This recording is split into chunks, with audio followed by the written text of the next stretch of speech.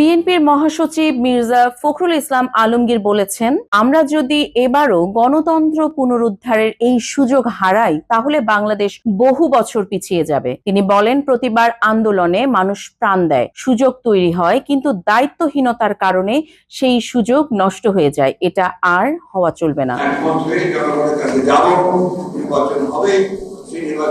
আমাদের যে কমিটমেন্ট বিএনপির পক্ষ থেকে সে কারণে আমরা আবার সবাই একসাথে দেশকে নির্মাণ করার জন্য যে বিষয়গুলো শনিবার দুপুরে জাতীয় প্রেস ক্লাব মিলনায়তনে গণ অভ্যুত্থানের প্রত্যাশা ও দেশের গণতান্ত্রিক উত্তরণের পথ শীর্ষক আলোচনা সভায় এসব কথা বলেন তিনি।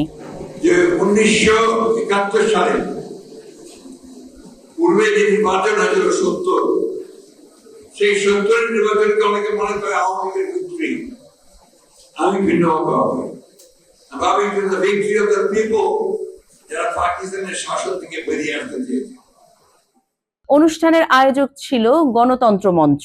ফখরুল বলেন, আমরা জোটবদ্ধ হয়েছিলাম দায়িত্ববোধ থেকে, সংগ্রাম করেছি গণতন্ত্রের জন্য। এই সংগ্রামে আমাদের অনেক ক্ষতি হয়েছে। প্রায় 60 লাখ মানুষের বিরুদ্ধে মিথ্যা মামলা হয়েছে, গুম হয়েছেন 1700 এর বেশি মানুষ, হাজার হাজার নিহত হয়েছেন, এমনকি 2000-এর বেশি শিশু কিশোরকেও হত্যা করা হয়েছে। এই ভয়াবহতার মধ্য দিয়ে এক ফ্যাসিস্ট সরকারকে সরিয়ে দিতে সক্ষম হয়েছি আমরা। এখন একটা সুযোগ এসেছে গণতান্ত্রিক বাংলাদেশ গড়ার, কিন্তু দুঃখজনকভাবে সেই সুযোগটাও আবারও বিপন্ন হতে চলেছে বলেন তিনি। তিনি আরো বলেন, যারা গণতন্ত্রে বিশ্বাস করে না, জনগণের মুক্তি ও অগ্রযাত্রায় বিশ্বাস করে না, তারা আবার সংঘবদ্ধ হচ্ছে। আমি মনে করি যে আমরা অতীতে যেমন পেরেছি এবার একইভাবে পারব। আসুন আমরা সবাই একটা বিষয়ে একমত হই যে আমাদের এই দেশকে, আমাদের এই রাষ্ট্রকে আমরা আবার ফ্যাসিবাদের হাতে ছেড়ে দেব।